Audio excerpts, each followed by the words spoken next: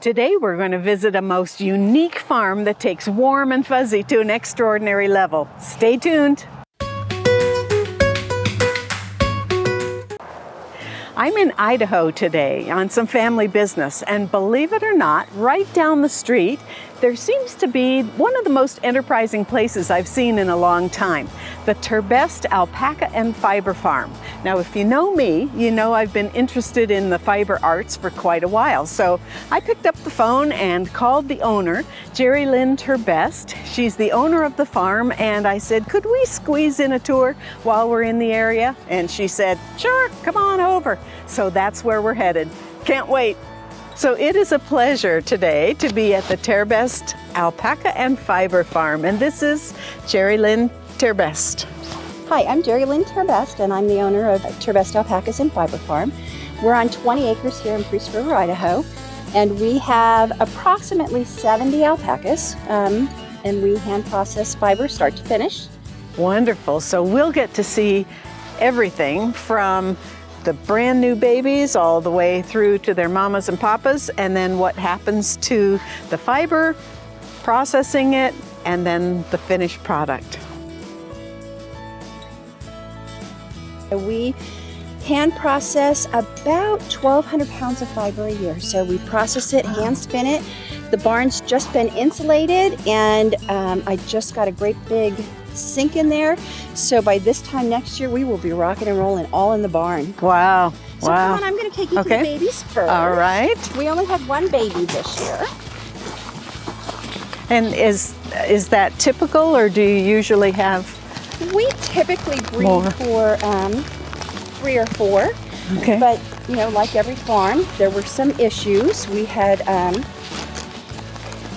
because we breed for fiber. A lot of our fiber is about, we're doing between 12 and 14 pounds of fiber. Average animal will give you 6 to 8 pounds of fiber. And our staple length is about 6 inches long, and usually staple length for most alpacas is 3 to 4 inches long. Oh, wow. And so we found that by breeding for so much fiber, we lost about 8 animals, and it took us 8 of top animals. And so between Washington State University and the wonderful vets we have here, realized that even though we supplement with selenium, we had to do additional selenium for them, for all the high-end animals, and we haven't had a problem since. So we stopped breeding and only bred the one. So this next year we'll have 2, and then we'll go back up to where we were. So come on in. Okay. Oh, hello, cuties. Oh, my goodness. This clear corrugated helps keep light in here. Yeah. And then it also helps keep the wind down and some of the cold. You want some cold because they're used to. Hello, cutie. People come up and do nose to nose. Hello. How darling is that? So this is Biscop, and he was born this year. Natara, the one eating pellets on the left-hand side, is this little guy's mom. So you can see you don't always get what color you think you're going to get. Yes, yes. And she's pregnant. She'll be due next year. And then Moon is coming up on 21 years old. Alpacas typically live to 20, and she's 21. Wow. So she plays Nana in here. She lays in the corner, and the little ones all lay with her at night and keep her company. We have cameras so we can watch them in the house. What is the gestation period? 11 and a half to 12 and a half months. Oh my, wow. So we, alpacas are what's called an induced ovulator. So not until we introduce them to the male do they start that cycle. Oh. And then, so I choose when to breed them so that it's optimal. We miss fly season and real cold season. Good. Now, is there anything unique about this area? We're in Idaho and it's cold in the winters. It's cold in the winter. They do just fine? They do just fine. This year we had more heat than normal, but they usually we have 1 day in the hundreds, so they love that. Yeah. And they love the belly washes when it's really hot. Otherwise, they just grow lots of fiber. Wow. And you shear them just once? So we always shear Memorial Week. So the week leading up to Memorial Weekend, that's when we shear. And we have a shearer who comes and does that. And he also comes and does all their nails every 3 months. So he comes and he just goes through the herd and does all their nails. And do they just have a bottom set of teeth? They have bottom teeth, not top teeth. That's a hard plate on the top. And it helps them be real gentle on the pastures. They don't rip them up like horses. The pads on their feet are like a dog's with the 2 nails. Same thing, they just do not rip up the ground. Do you do any processing of your fibers for other people? Are there other? No, so most of it, we get a lot of fiber donated to us. People don't know what to do. I have 600 pounds coming from Southern California right now. So we will probably be at the 2,000 pound mark this year. But we hand process only here, but I also teach 4-H, handworks from our heritage, as well as the alpaca in 4-H. I also teach classes to homeschoolers. We've had about 540 homeschoolers through here this year. Wow. And so we teach them all about fiber processing and what to do with it. And then we have all kinds of other classes that we teach. Yeah. Oh, that's great. Well, you are highly involved in the community, aren't you? Yes. Boy. We love it. Isn't this fun? If you think so too, give it a like and tell me in the comments what you liked especially. And if you haven't subscribed yet, this is the time to do it, or you can do it at the end. It is free, you know. So let's get back to those wonderful animals. So you keep the males and females separated? Males are housed just a little differently. They, boy alpacas are a lot like boy roosters. Roosters fight a lot, so do boy alpacas. If they weren't raised together, they don't want to be together. Okay. And we have lots of little homes for them in here. So you'll see here, alpacas come in 22 colors, and there's about 67 variations of those 22 colors. Wow. And it's just a blast to process and blend fibers. I bet. Dye. But we also do a lot of natural dyeing as well as chemical dyeing and just blending and. Well, some of them are really tall. Okay, so the alpacas weigh in at about 150 to 200 pounds. They have ears that stand straight up and down. And llamas weigh in at about 450 pounds, and they have banana ears. And Chusey loves, his name is Chus, and he loves company. Unless player is trying to get in with him. Oh, I see. Okay, so that's a llama, not a llama. So that is a llama. So alpacas are prey animals, and llamas can protect. And so Chus runs the inside of the pen at night. And so we have livestock dogs. We have lots of levels of protection to keep everybody safe. Yeah. So these guys went to fair. So they have the big bobbleheads, the stovepipe legs for show. Are you the key alpaca farm in the area, or? Yes. You are, okay. Yes. For now, that wasn't our intent, but it's been fun. Our desire is really to educate and teach. Yes, look at that coloring. Oh my goodness, just beautiful.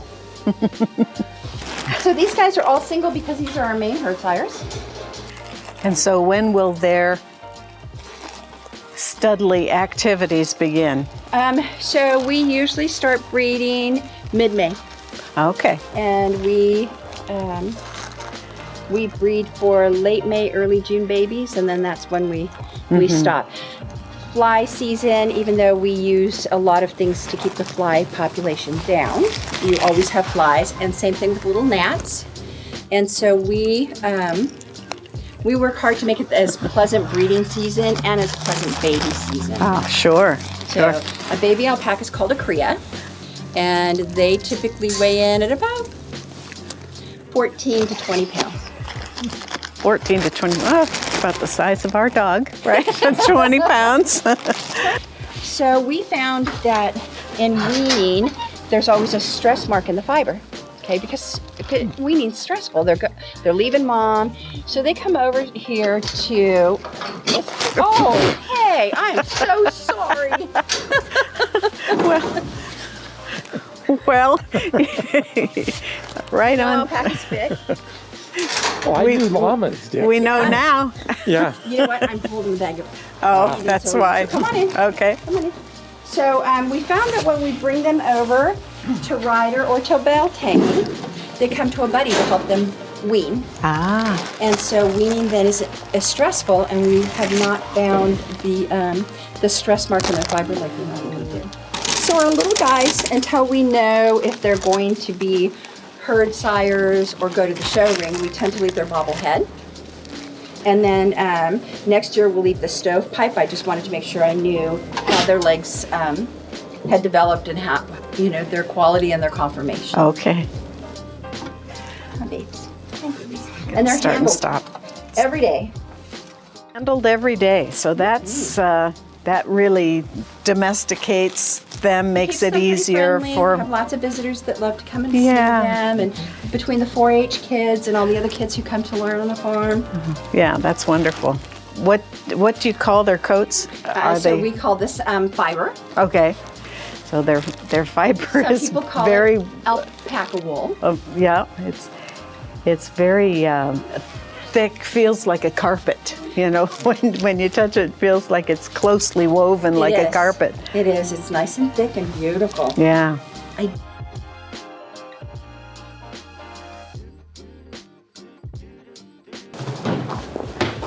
Oh my. This is just the blue shipping container out there is full. So we wash it, we comb it and card it, bring it out here, and then it gets ready for spinning. And they're labeled with the animal's name here. And Yep. the part of the blanket is the most important part. It's the best piece that comes off the animal. Oh. And that's like this barrel right here. Okay. And that's the year. The year. Okay. We purposely put this one off because it was just, when it's a big mess from outside. But this is what we look for. Yeah. See the crimp, you feel how soft? Yes. Oh, it is. It's like softer than mohair. And Cashmere. then you see the length, Yes. nice and long. So we sit, our team, and we sit and pick all of this stuff out. That's a good TV activity. It is. It Yeah, that's beautiful. And this with the artifacts in it becomes this that you once it's picked out. Okay. Yeah. And that's ready for spinning. We will comb Comb it this and- next. Okay. So I comb it, and then straight from combing it goes right onto the wheel. Yeah. And then this is what it looks like. Your wheels are made in Canada, huh? Canada, and the Louettes are made in Holland. Holland. Oh. Cool. So fun to see from start to finish, you know, to see the babies, the moms, the sires. And so we teach a class that's called Start to Finish, because we have a lot of people in the community that want to learn how to be self-sufficient in their own fiber.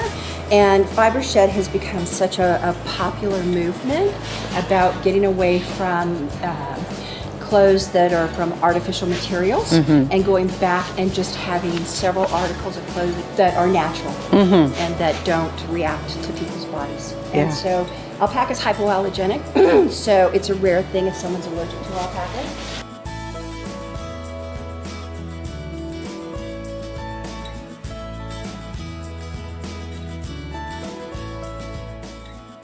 Well, thank you so much. This thank you. has been a wonderful journey on your whole process from start to finish, and we certainly appreciate it. Thank you, very Jerilin. much. Yeah. Thanks for visiting.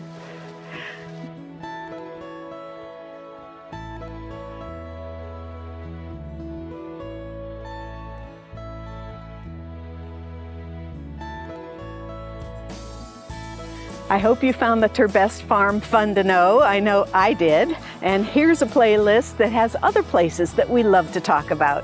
I'll see you in the next video.